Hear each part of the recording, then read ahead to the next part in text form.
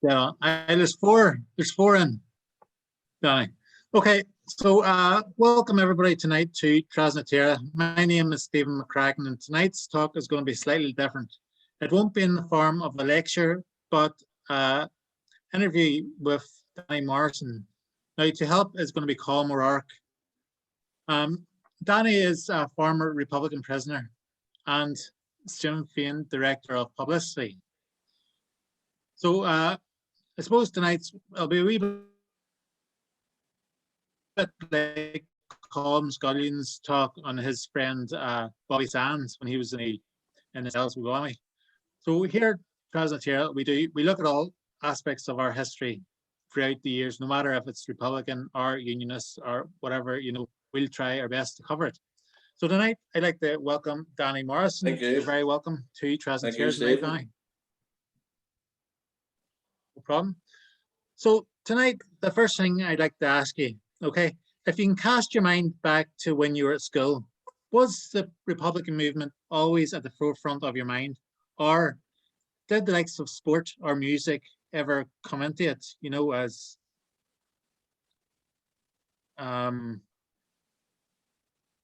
as something different, or were you always on this track to be a Republican nationalist, Well, I was born in a housing trust house in Corby Way in Andersonstown back in 1953, in the last century. And we were into, I loved music as I was growing up, but I suppose I became first aware of politics. I think there was a headline in the newspaper that the IRA campaign had come to an end. So that would have been about 1962. And I knew that I had an uncle who had been in the IRA. My uncle, Harry White, had actually been sentenced to death in the 1940s, although that was later reprieved. This was in the south of Ireland. And my friend and I were there. And when I saw the newspaper, I said, my uncle's in the IRA. And my ma hit me a clout on the back of the head and brought me out in the kitchen and told me I was never to tell anybody anything like that. So I was about 9 years of age when I first was aware of being cautious about even speaking about it. But I wasn't politicized until we moved from Andersonstown down to the Falls Road, and that was in 1963. And then, you were very aware, Andersonstown was like probably 99% Catholic. But when we moved down the Falls Road, I lived in a place called Ivy, close to Broadway Presbyterian Church, which is now Culterland on the Falls Road. But there were Protestants in the streets. There were several mixed streets. And when you went to the clinic to get an injection or to get tested by one of the nurses, you had to go to Cooper Street, which was on the edge of the Shankill. And from an early age, you were trained to be very careful about what name you gave if a group of boys stopped you. So you had to, if you were caught in a certain street, and looking back now, I'm aghast at it, that you had to be a Billy or a Sammy if you were stopped in the village area and somebody checked you out, or in the Shankill area. And also in this area, in 1964, there was a general election. And because Sinn Féin was a banned organisation, Sinn Féin put up as an independent candidate a former political prisoner called Billy McMillan. And his offices was in 145 Divis Street. And Divis Street is a continuation of the Falls Road before you reach the city centre. And it would be like 100% nationalist, stroke Catholic, stroke Republican. It had been an area that had been, for example, at the time of partition, it would have been attacked, as it was later to be attacked in 1969, and houses burnt down and people put out of their homes. So the Republican candidate put a tricolour in the window of his office, and Ian Paisley called for a big protest outside the City Hall, and he threatened the Minister of Home Affairs and the police that if they didn't go in and take out the tricolour, he would lead thousands onto the Falls Road to remove the tricolour. The police came, they broke into the office, they stole the tricolour, The people put another tricolour back in the window. The police came back. This time the office was barricaded, and a riot erupted, which lasted for about 6 or 7 days. Now, the way it personally affected young Danny was that although we had moved down the road, I still attended school in Andersonstown and had to get a bus to it. But the corporation withdrew all public transport from nationalist areas in response to the trouble. And I had to walk to school every day and back. And I remember an older school friend telling me about Ian Paisley and this horrific story that Paisley was involved in the kidnapping of a young Catholic girl in 1959-60. And what happened was that Paisley was allowed to go into factories, particularly in working class areas. And one of the factories he went into was on the Donegal Road. And there was a young girl who was 16 years of age called Moral Lyons, who came from the area close to me. And she became enthralled at him whenever he was preaching. And she ran away from home. Her parents didn't know where she was. And Paisley got up at a evangelical type meeting in the Ulster Hall and played a tape recording of her voice where she said that she had found God in the Reverend Ian Paisley. It was a huge scandal at the time. The family took out a notice of habeas corpus, and the young woman was found with one of Paisley's lieutenants in Scotland and was eventually reunited with her family. But when you're 10, 11 years of age and hearing that, it's quite frightening. Paisley was this ogre for kids of my age. It was quite terrifying. So my politicization probably started when we moved down the Falls and we started to hear about the history of the place. The other thing which you might think is remarkable, that when we moved down the Falls, the Orange Order still marched on the Falls Road. So in the run up to every 12th, red, white and blue bunting was put up on Broadway Road, on the Falls Road. Orange bands marched down the Falls Road, stopped outside Broadway Presbyterian Church where the Queen was played before they processed into the church with their banners. And we were just vanquished. We didn't protest. We resented it. We didn't do anything about it. And what's amazing is that later on, whenever there are disputes over orange parades going through nationalist areas, Orange men would insist upon this was one of their traditional routes. They've been marching this, along these roads for maybe 150 years. But they've been marching up Broadway since 1880. And prior to the Troubles, they unilaterally just decided to call off that march, which eased tensions in the area. So there was an example of where the Orange Order just voluntarily stopped marching on the Falls Road, where they realised they were resented and not wanted. So my politicisation, Stephen, came from those early days, but particularly when we moved to the Falls Road.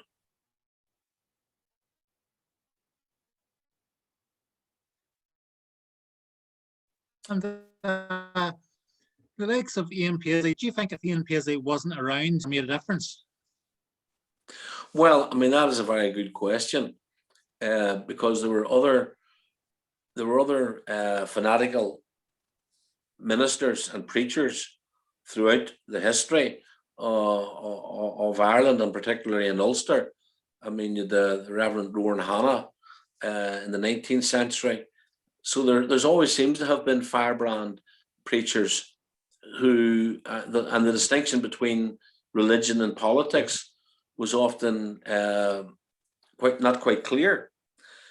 But I do firmly believe that a lot of the trouble, if it's possible, and if you examine historical forces and conflict situations, I mean, it's simplistic to lay it at the door of one person. But he played a malign and very provocative, dangerous role. He was crucial to many of the early riots and the early troubles. And the way, for example, the civil rights marches always filed for permission to march. And what Paisley would do and his supporters would call a counter demonstration.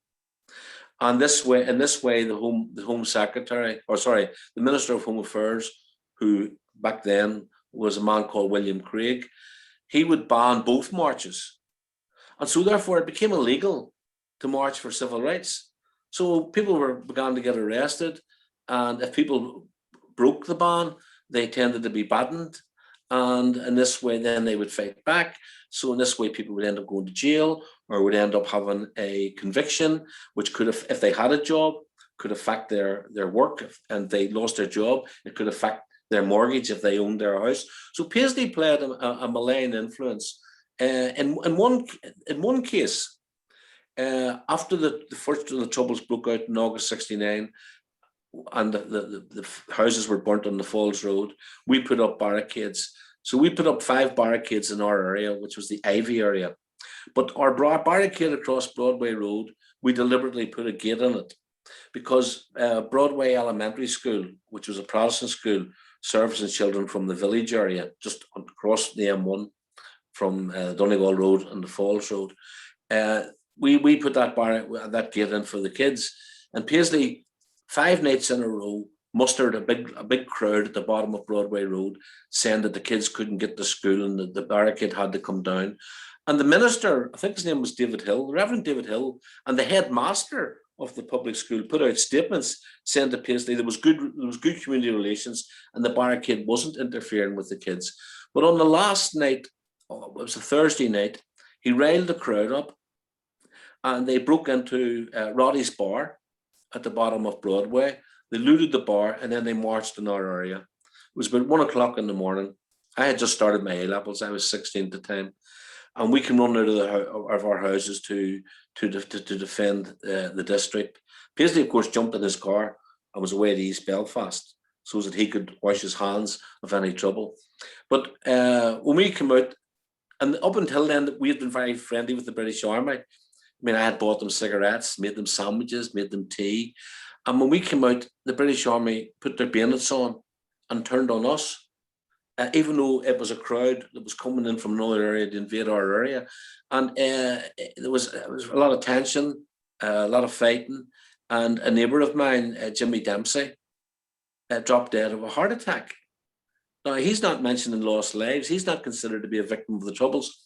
But as far as I'm concerned, Paisley stoked and provoked that loyalist invasion that night.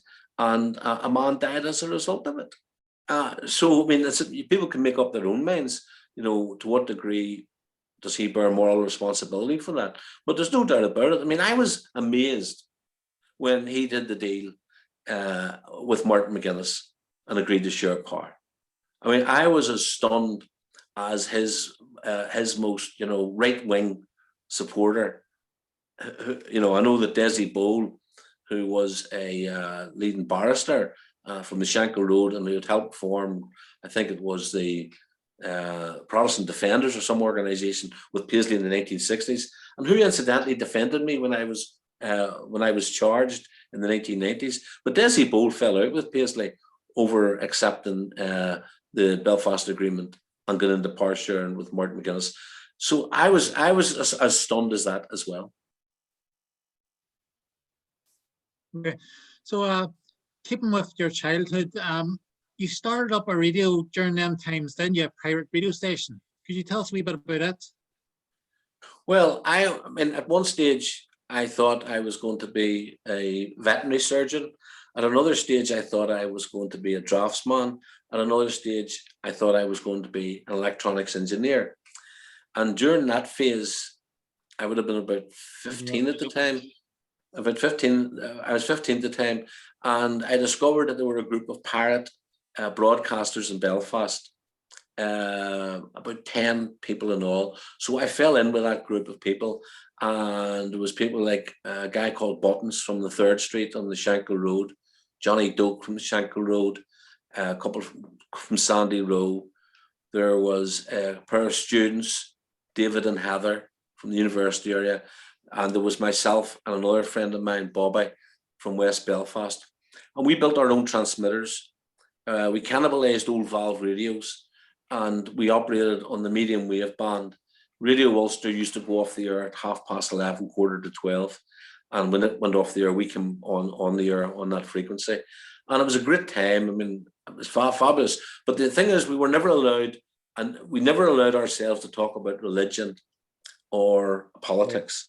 It was mostly nerdy stuff about, I'm using a 6A7, feeding into an 807, you know, how many coils, how many rolls of coil and all is in your capacitor and all this type of stuff. But we used to visit each other's houses. And I remember probably around about the summer of 1968, Bobby and I were visiting Johnny Doak's house in Matchett Street on the Shankill Road. And we thought it was very interesting because Johnny was watching the Dave Allen show on television. I'm not sure Dave Allen, if you know Dave Allen, he was an Irish comedian, made it big in Britain, but he also specialised in anti-clerical jokes. So we didn't know whether it was a good thing that Johnny was really into this because Dave Allen was an Irish man, or because he was really into it because Dave Allen was anti-clerical. But one night we were there and I could notice Johnny getting a bit agitated, and an orange band came up outside his door and started to play party tunes. And Bobby and I were in the house. Bobby was 17, I was 15, and Johnny was getting very agitated. No. Friend of mine called Bobby. And the door opened, and Eleanor, Johnny's daughter, came in, and she was wearing an orange band uniform.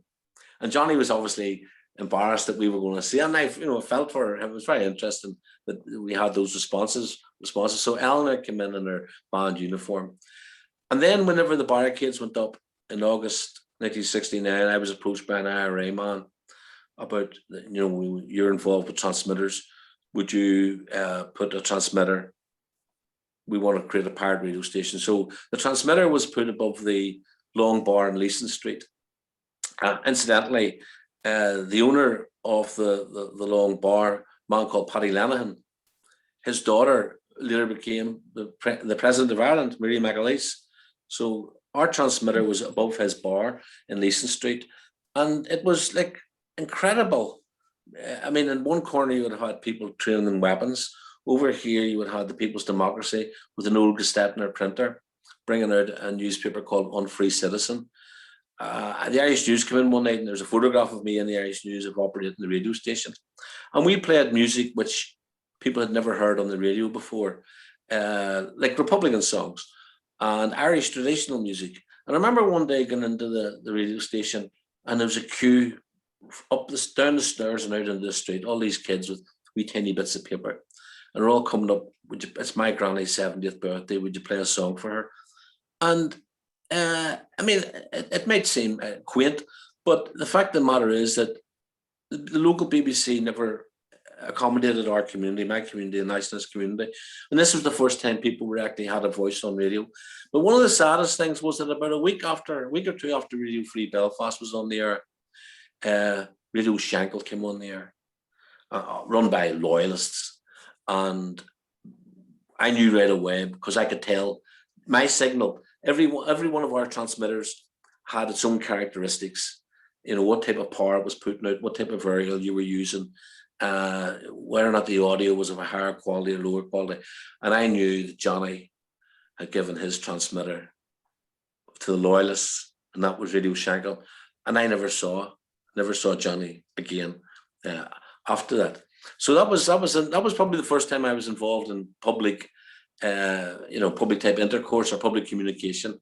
That was in August 1969 when I was 16. And that must have really played a significant role on you, coming into the 70s, where you started to run the magazines and all the rest. Did it all arrive from that, or did you go to college or university after? Well, I had started my A-levels study, and around about the same time, I was doing a lot of reading, and I realized I felt, I would like to be a writer. But I mean, come from a relatively poor working class background. I mean, nobody in our family went to university. Father and mother never went to university. My father was a painter and then a telephonist. My mother was a housewife. I was doing my A-levels, but my A-levels, I was studying, and at the same time, there was explosions in the street. British Army were sealing off the street and doing house-to-house searches. If you went out to a disco or a dance, you were getting stopped by the soldiers. and they were quite abusive, and tensions were rattling up. And then the false curfew was imposed by the British Army in July 1970, and a number of people were killed, shot dead, not IRA people, innocent civilians. And that turned the community, and certainly in West Belfast, against the British Army. I remember borrowing a huge sum of money from my sister. She lent me £18 to buy a typewriter. This would have been around about March 1971. And I was paying her back like about 5 shillings a week. And I was going to write poetry or short stories on this typewriter. But the first thing I actually wrote that was actually published was a letter to the Irish News protesting against the British Army killing of a guy called William Halligan, I think his name was. So that was the first thing I had published in a mainstream paper. So I think that reflects the sort of dichotomy in my life. You know, if the Troubles hadn't taken place, would I have become a journalist and perhaps a writer through that path? But as it was, I found myself against the background of friends being arrested, friends being jailed, abuse by the British Army, raids by the British Army. I felt myself more and more unable to concentrate on studying. At this stage, I was studying English literature and history at the College of Business Studies, which was a mixed college. So I was meeting people from the other community and trying to remain friends and trying to remain neutral in this crazy background, especially after internment was introduced, especially after Bloody Sunday.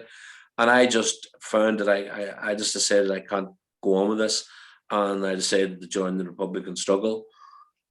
That was, well, within the same year, I was fired at 2 or 3 times by the British Army.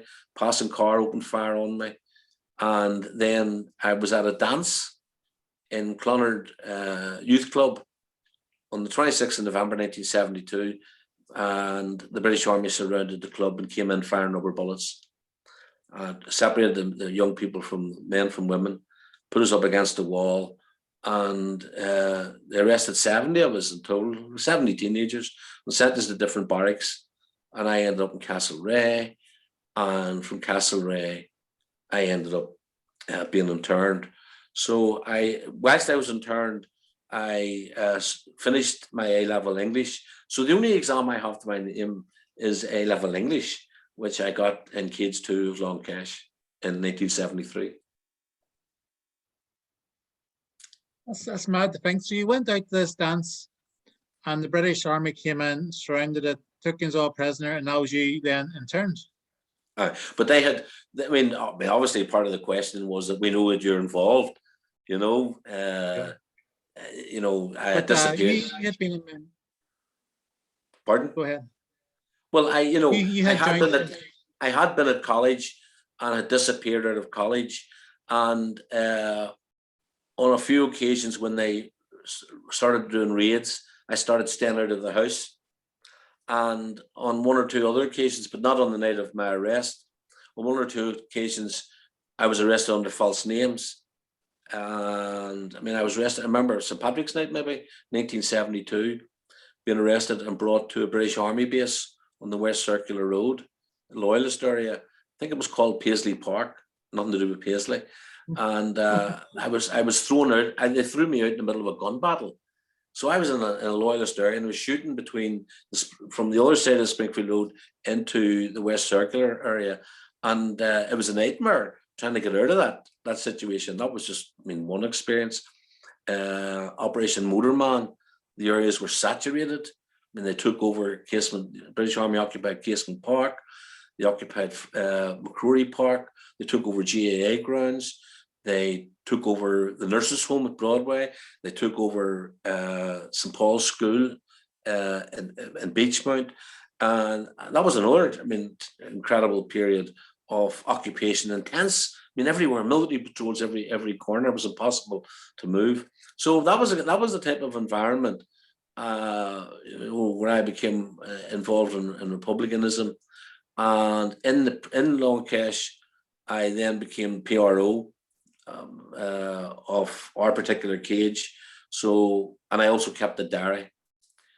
So I have a diary there, about British Army raids, about visits, how fraught a time it was, what was happening politically, what I was reading. So it was quite obvious to me that whatever, I suppose, whatever purported talent I have for communication, I devoted to the Republican movement. So in 1975, I was out of internment by that stage. The IRA had called a very lengthy ceasefire. I was involved in monitoring that truce in what was called the Truce Incident Centre. We had a hotline to the NIO. If the British Army were breaching the truce, we could phone a civil servant who would get back to us. If they thought that Republicans were in breach of the truce, they could phone us and complain. And it was that summer of 1975. I was 22, and I was asked to become the editor of Republican News. I was asked, could I do it? Because of course I can do it, being a cheeky brat, never having had experience of it before. But I jumped into it, and I loved developing the paper. And later, whenever Republican News merged with Unfublocked, I loved developing a paper. Recently, incidentally, I was involved in editing a book for an ex-prisoner, a guy called Jaz McCann. Book's called 6,000 Days, which is about his 17 years in jail. And he asked me would I edit it, and I really enjoyed it. It was like going back to the old days of editing the paper. I really enjoyed doing it. How long did you do that for? I was editor of Republican News from 1975. The British Army and the NIO tried to close it down in 1978, and I was on the run for a period until I was caught and put in jail. I was charged with conspiracy. That charge was eventually dropped. I then became editor. When I came out of jail, we merged Republican News and Unfublocked, which was the southern-based paper of Sinn Féin. We merged them into one paper in January 1979, and I remained editor of it until 1982, when I was elected to the Assembly for Mid-Ulster. So I was in Mid-Ulster for 4 years, but I was still, and I remained the director of publicity. I had become the national director of publicity for Sinn Féin in, I think, 1979, and I was there for 11 years until I was arrested in 1990 and charged with kidnapping and conspiracy to kill and IRA membership. So I was sentenced to, some of those charges were dropped, but I was sentenced to 8 years. And in jail, I wrote 2 books. And then many years later, a journalist and a former British soldier wrote a book called Steak Knife, in which they published information that I had been entrapped, that I had been lured to the house deliberately to be charged. I took a case out against the British government. It took years, maybe 7 years, to come to head, but eventually my conviction was overturned, and then I sued them for damages. Danny, just coming in. Sorry, Stephen. Just coming in, just for a brief question. I often see it online from a lot of people who follow Republican history. Are the copies of Republican News, or the early copies of the Unfublocked and even the Irish magazines, is there any plans of those being publicized or maybe put into an online archive or something that's accessible for the public? Well, probably Unfublocked in its office has a complete archive.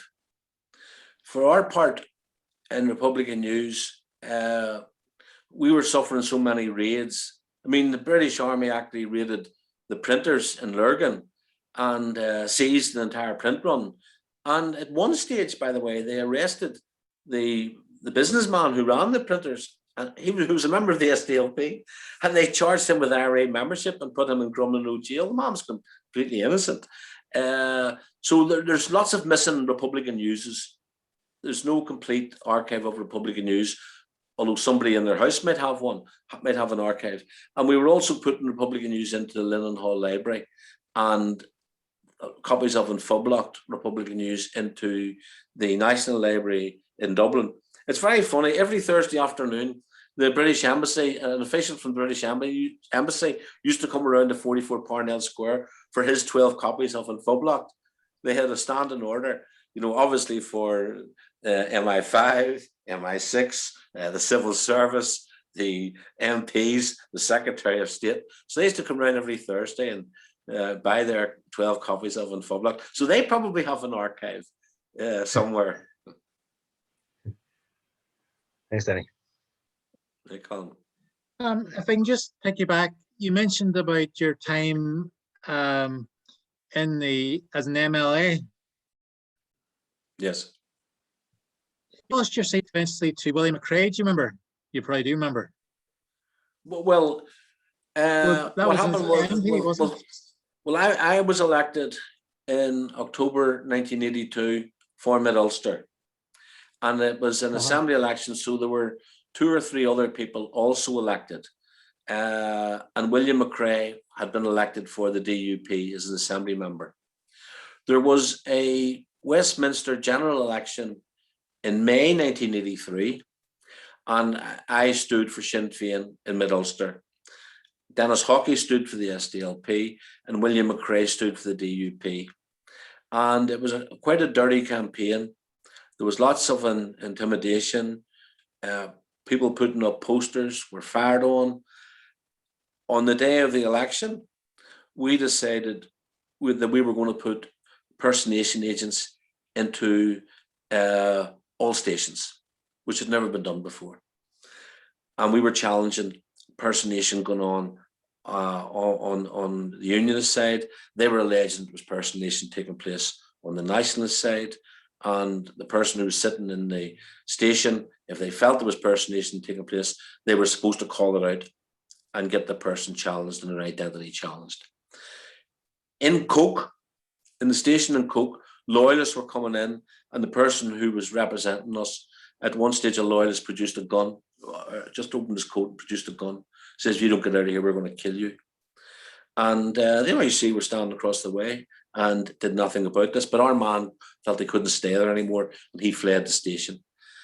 A few miles up the road at Mountfield, the DUP impersonation agent shouted, there's impersonation going on here, and the electoral officer closed the station.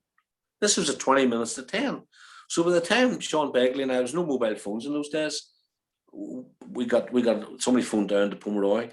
When we got there at about 10 to 10, we had an argument with him. We said, you've no right to close this station. What you should do is arrest people whom you think are impersonating. So they reopened the station, and there's probably maybe 120 people ready to vote, and only about 20 of those people were allowed into the station. The station was closed. During the count the following day, I had improved our vote by 4,000. So McRae and I were sitting at 16,000 votes each. I would go up 100. He would go up 100. And this was the way it was going neck and neck. And it got to the stage where even Willie Thompson, who was the Ulster Unionist candidate, came over to me and says, you're going to beat Willie McRae. You're going to beat Willie McRae. Now, Willie McRae, he was in a really bad mood, and he stopped talking to his police bodyguard. He stopped talking to his friends. He was just walking around pacing the floor. And it got to the stage where he was ahead by 78 votes. So we called for a recount, and they did a recount. And one of my votes was found in his pile, and one of his votes was found in my pile. But he was declared the winner. However, if those incidents hadn't happened, I probably would have been the MP for Mid-Ulster. As it is, as a result of what the Loyalists did in that campaign, I think Willie McRae was there for the next 14 years as MP. And it wasn't until 1997 when Martin McGuinness took the seat off him. And when Willie won that seat, you bent over and you whispered something in Willie's ear. Willie didn't really like it so much. Do you remember that? Well, I actually think it was. Before you started singing. Well, I actually think it was the Alliance Party guy who I had the conversation with. But there's a photograph taken, and the three of us are all aligned. And Willie got up. I think this the gospel song he inflicted on us was called "The King and I," and I went out and bought that LP, his LP with the song "The King and I," and the night that he lost the seat to Martin McGuinness, there was a victory election party in the Fallons Club on the Falls Road, and I put on that LP and played that number, and we all jived to it. It was quite sweet. I wonder you didn't invite him. You could have live show. Colin, do you want to come in there? Okay. Of course, a lot of people know the 1980-1981 hunger strikes were possibly the most emotive period of the 1980s during the Troubles. Can you give us a bit of a personal rundown of what happened during that period, Danny?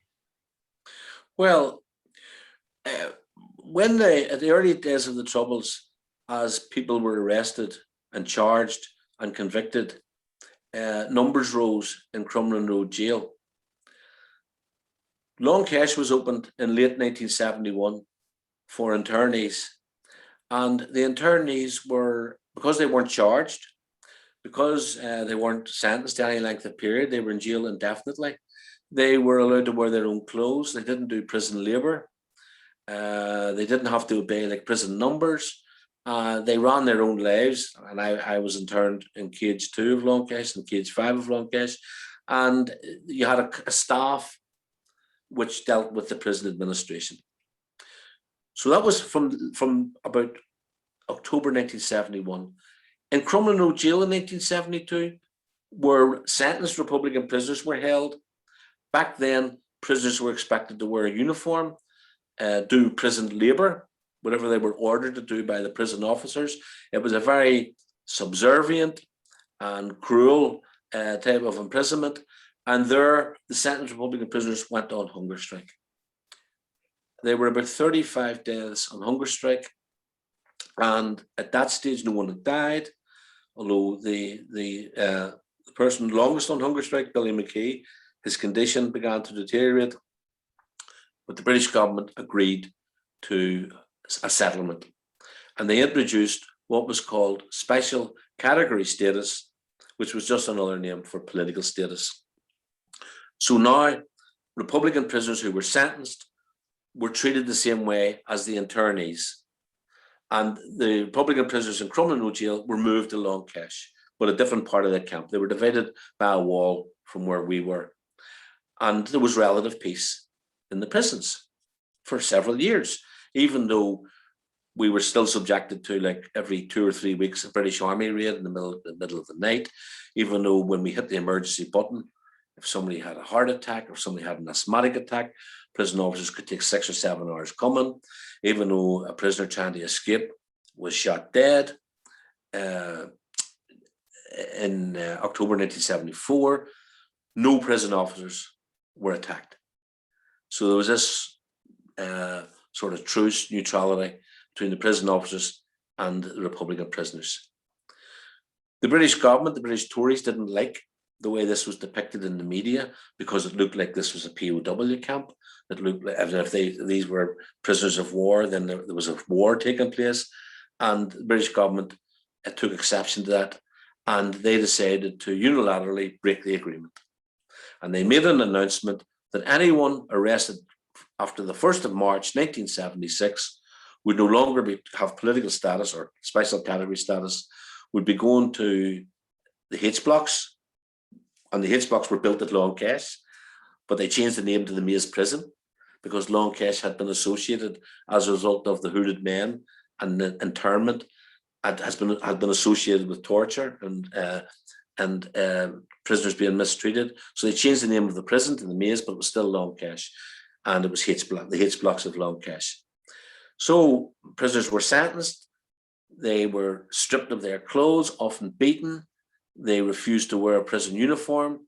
They were thrown into a cell where there was just a blanket, and a blanket protest took place, beginning with Kieran Nugent from West Belfast in September 1976. And as more and more prisoners joined the protest, and as they were not coming off the protest, but the protest was getting larger, and on the outside, relatives were setting up relatives action committees. National Smash Hits Block Armagh committee was being set up. Situation in Armagh was slightly different in that women weren't required to wear a prison uniform. So the sentenced Republican prisoners there were still locked up 23 hours a day because they wouldn't do prison work. And they were still deprived of parcels, of visits, of letters, of reading material, access to radio, access to TV. Eventually, they denied the prisoners the right to go to the toilet and the right to go to the prison yard. And when the prisoners started to smear their feces on the wall because they weren't getting out of the cell without having to put on the uniform, when they poured their urine out the door, the prison officers would pour it back in again. The prisoners smashed their windows to throw it out the window. They eventually sealed the windows, and prisoners were able to shout out the side of the door. They sealed the side of the door as well. And it got worse and worse and worse. And eventually it blew up into a hunger strike. So there was a hunger strike in 1980, which lasted for 53 days. It ended somewhat in confusion because it coincided with the British government, who were privately in contact with us on the outside, and who said that they wanted to resolve the dispute. But it also coincided with one of the hunger strikers, Sean McKenna, his health seriously deteriorating, had gone blind. And if it wasn't medical intervention, the doctor said he would die that night. And so the leader of the prisoners ordered an end to the hunger strike on the understanding that this document was on its way, which had the potential to resolve all of the issues. This is when, in my opinion, the British government made a huge mistake. They then assumed that the prisoners were never going to die, that they were going to take it to the wire. And they then decided to renege on all the promises and all the indications they'd given to Cardinal O'Fee and John Hume, that if the prisoners just stopped the hunger strike and took the pressure off the government, it would introduce a progressive liberal prison regime, where, for example, education could take the place of work, where the prisoners would win back some of the remission they had lost as a result of their protest. So they reneged on that, and that triggered a second hunger strike. The second hunger strike was led by Bobby Sands, whom I had known from a few years previously. And about the fifth or sixth day into the hunger strike, Frank Maguire, who was the MP for Fermanagh South Tyrone, and who was a sympathiser of the prisoners, he died, and a by-election was called. Now, something we hadn't planned, but the suggestion was made we should put forward Bobby Sands. And there was a great risk of putting forward Bobby Sands, because if Bobby had lost by 5 votes, Thatcher would say, even your own people reject you, why should I give you political status? But Thatcher and other government ministers have said, how can we talk to you? You don't have a mandate. And Bobby got elected. And instead of using this as an opportunity, his election, to send in a senior official to work out a solution, Thatcher rushed through emergency legislation in the House of Commons. She amended the Representation of the People Act, banning prisoners from standing for election and embarrassing her. And that's why when it came to the by-election, the second by-election in August 1981, we couldn't put forward a prisoner. And that's why we put forward Owen Carron, who stood and also won for Fermanagh South Tyrone. So the hunger strike lasted 7 months. 10 men died in the prison. About 60 other people died on the outside in prison-related incidents. You know, Nora McCabe, a mother of 3, ran out of cigarettes the morning that Joe McDonald died in hunger strike. She lived 3 doors from the shop.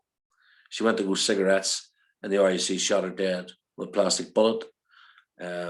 Julie Livingstone was standing at the bottom of Lennon Avenue, the area where she lives.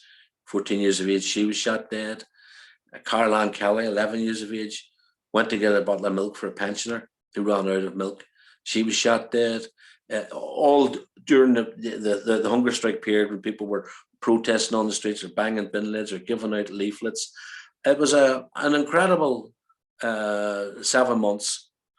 But what I also noticed, after Bloody Sunday, even though there was a large march the following week after Bloody Sunday, a lot of people were terrified of taking part in marches, my relatives included. But the first hunger strike and the second hunger strike started to bring out large numbers of people who hadn't been seen in 9 years, and middle-class people, doctors, lawyers. I seen nuns marching. I saw nuns voting in Fermanagh South Tyrone, and it was quite obvious that something was stirring within the nationalist community. And the British government, instead of resolving it, which they by and large did when it ended, they refused to compromise, and Thatcher had declared the hunger strike as the IRA's last card.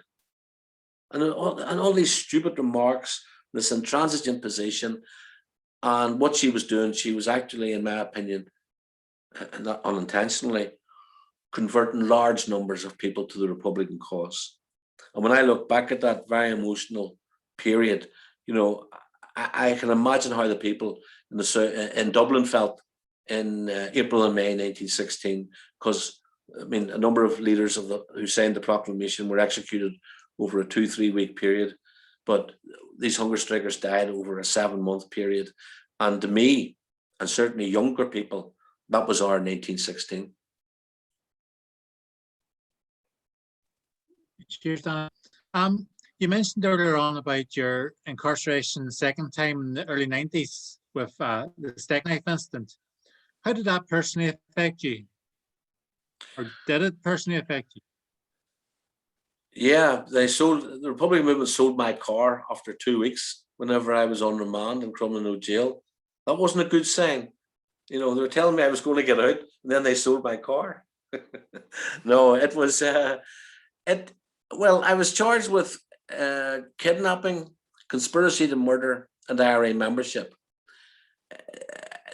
I never met the guy who was the informer, Sandy Lynch. I never met him.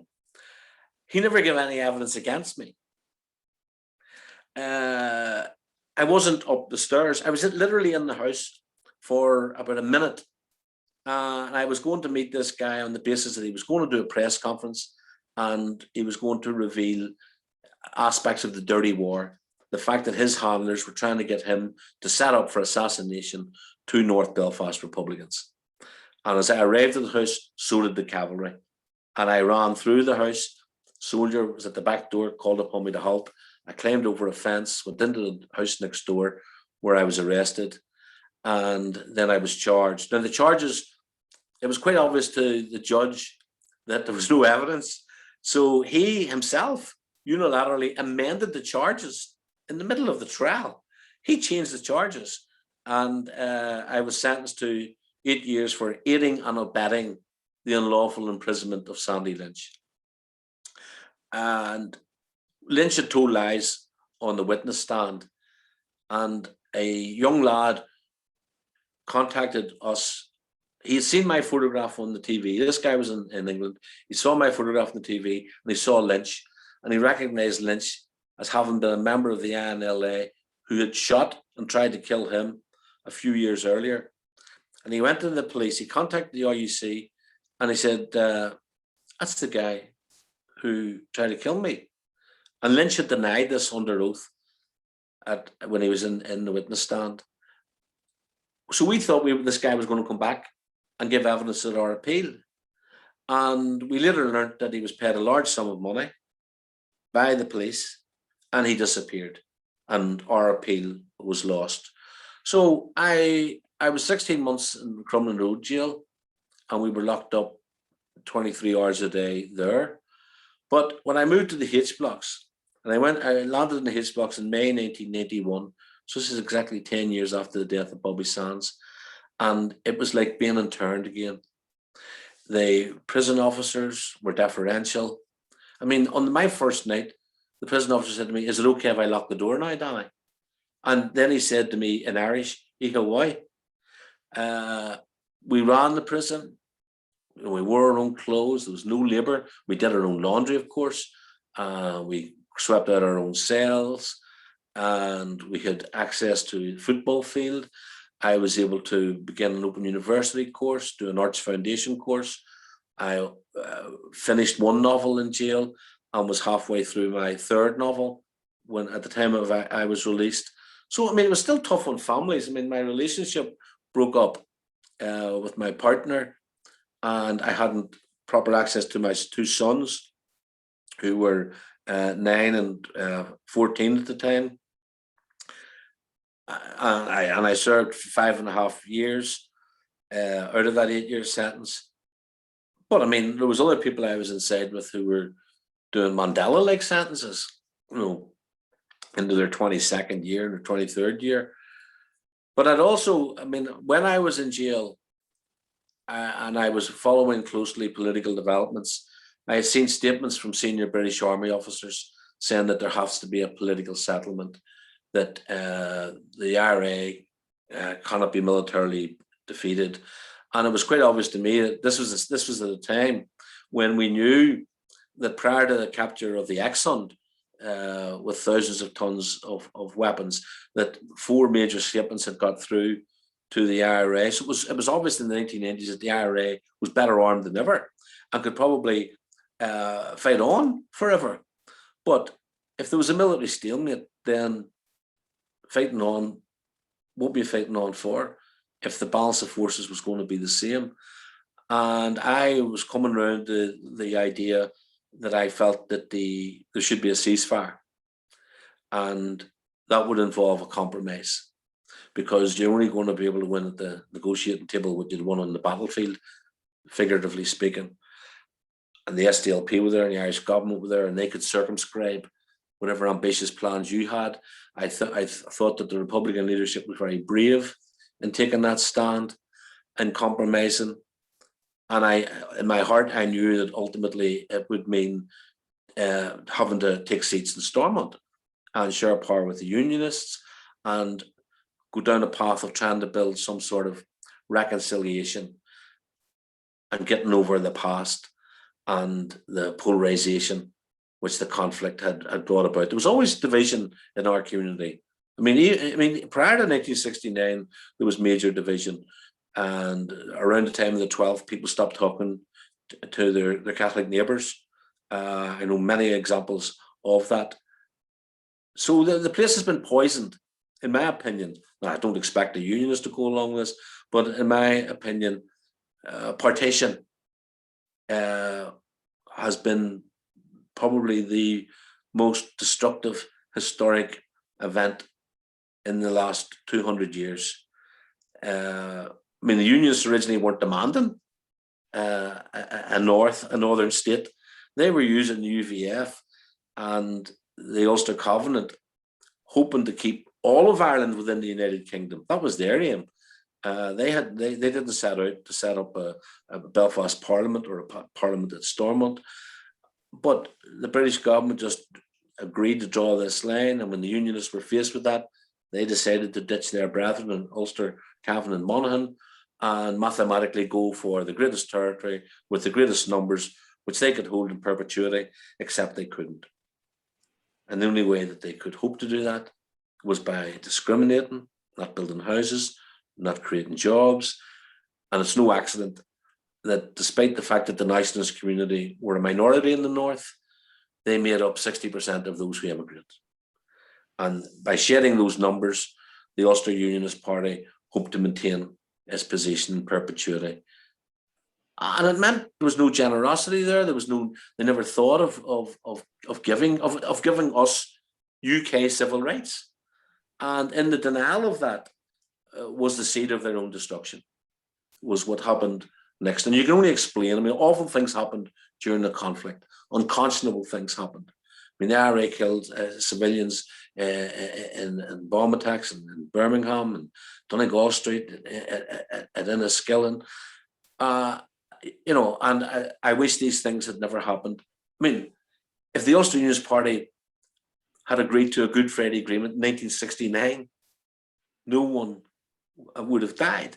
But that wasn't even, there was just no way were they ever going to think in terms of sharing power. It was about maintaining power, and that corrupted the body politic. And the humiliation felt by my parents and my grandparents over those 50, 60 years when there was one party rule, being second class, not hearing your music on the radio, not hearing your GAA results on your local station, not being able to get a job, living in poor housing, having to immigrate. My father often had to go to England to work. He was away in long periods because there was no work here. And it's that what built up over those 50 years in part explains the huge explosion in violence which subsequently happened. It was like a powder keg. I wish it hadn't happened. I wish to live my life in such a way to prevent it ever happening again. And I think that there's a strong possibility, if we're honest with each other, that we can reach agreement around issues of governance, fair play, equality, aspirations. I just have a question here, Danny, from Michael. Go ahead, Colin. Sorry, Stephen, again. I just have a question here from Michael Hassett here on our Facebook Live comments. Excellent presentation. On reflection from a public relations communications perspective, what was Danny's greatest individual achievement and what was his biggest regret? And what would you have done differently? Oh boy, that's a really hard question to answer. I mean, the day that Bobby Sands was elected was an incredible day. The British government, the British media threw everything to intimidate the nationalist community of Fermanagh and South Tyrone not to vote for Bobby Sands.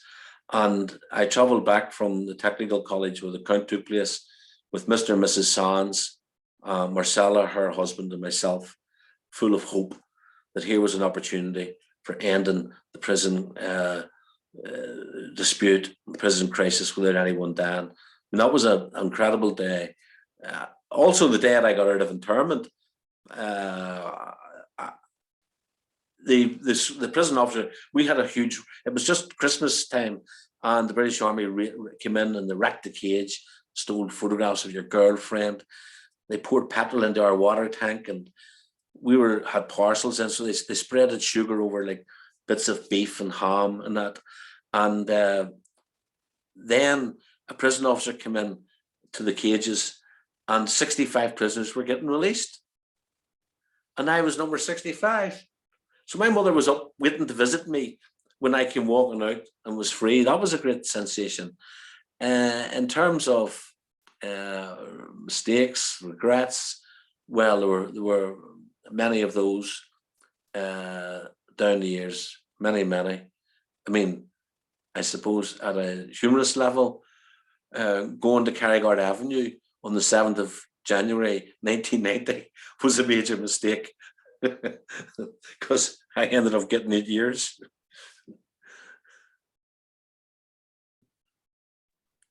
Something I'd like to ask, and within my community, you always hear, and I'm Presbyterian, you always hear that informers had brought the IRA down on their knees and this. How big an impact did informers have in the 90s on the IRA and its activities? Well, I mean, scared or I don't subscribe to this. I can understand why unionists or loyalists or British Tory MPs might want to believe it. But if the IRA was infiltrated at a senior level, how come the IRA was able to plant the bomb at Brighton that almost killed Margaret Thatcher? Where was the high-level informer to prevent that? Where was the high-level informer to prevent the mortar bomb attack on Downing Street? The IRA is also alleged to have broken into Castlereagh and stole all the special branches security files. So where was the high-level informer that stopped that happening. The IRA is also believed to have robbed the Northern Bank of £26 million. So did nobody tell the police before this, this so-called informer? No, it's quite obvious. Of course, all organisations have informers. And of course, it is the objective of intelligence agencies to maximise that, to damage the organisation, to demoralise the organisation. But I think that it's quite obvious that it's been highly exaggerated in order to make people feel good. I mean, a former Special Branch man, I think his name is William Matchett, has actually written a book called The Secret Victory. And the thesis of it is that the IRA, the RUC actually won and the IRA lost, but we're not allowed to say this, you know, because we don't upset the peace process. You know, and if that's the case, then how come the RUC was disbanded and it's changed? And how come all these RUC men took the patent money and went off to live in Spain if they won? I mean, talking in terms of victory and winning, to me, is actually quite pathetic, especially when you consider all the lives that were lost. So people will point to Scapatice, steak knife, and you know, he's described as a big informer. And people will point to Dennis Donaldson, who was subsequently killed. In my opinion of Dennis, whom I knew, Dennis was telling the Brits on a Friday afternoon what Sinn Féin were going to be presenting to the Brits on a Monday morning. It was political espionage. Dennis had no more access to the IRA than I had, and I had none whenever Dennis was active at Stormont. So I think that there's a lot of exaggeration going on. I think people are still fighting the war by other means, and so they use these methods to try and score political points. And, you know, at the end of the day, unionists used to say that Sinn Féin and the IRA were inextricably linked. So you had Sinn Féin IRA, Sinn Féin IRA. You know, well, if that's the case, the IRA fought, the guerrillas fought, and now the guerrillas are in government. If you want to maintain this Sinn Féin IRA, Sinn Féin IRA connection. So, I mean, I could turn around and say, well, you're sharing power with the IRA if you're saying that Sinn Féin's the IRA. So what type of victory is that for you? So I think we need to be very careful here when people pose these type of, not necessarily in this question the way it's been put, but by others who, you know, throw it, yes, we're infiltrated. And especially, it's interesting that it's certainly a claim often perpetrated by some journalists who work in the security field and by dissident Republicans. You know, dissident Republicans, I mean, clearly, by the amount of arrests and the amount of captured war material from dissidents, they're infiltrated. And often when people turn around and say, oh, the IRA was infiltrated, well, maybe the person who's making the allegation is actually an agent trying to demoralize the Republican struggle. So there's many ways of looking at it and depicting it. I am quite comfortable and I am quite relaxed about what went on in terms of the intelligence war, each side trying to outdo the other. In fact, my third novel, which was later turned into a play, The Wrong Man, is about that very subject.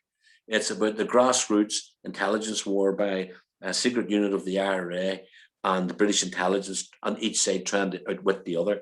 I mean, I depicted that in fictional form back in the 1987. Thank you very much for that, Danny. It's very honest of you. I suppose I did politics at school and politics at A level, and we were always put, it was a Protestant school in Sinn Féin IRA, and it was always there together as one block, and that was in the mid-90s, you know. It was